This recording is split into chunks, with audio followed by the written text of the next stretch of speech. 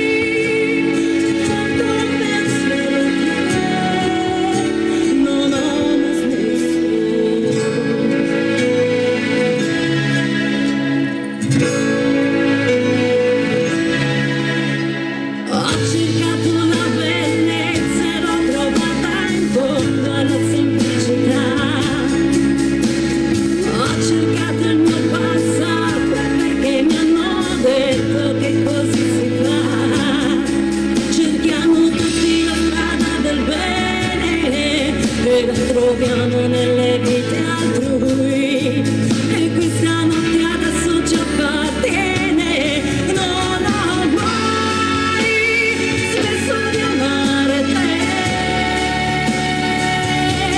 non mai qualcosa che non c'è. Io amavo mio sul bene molta fantasia.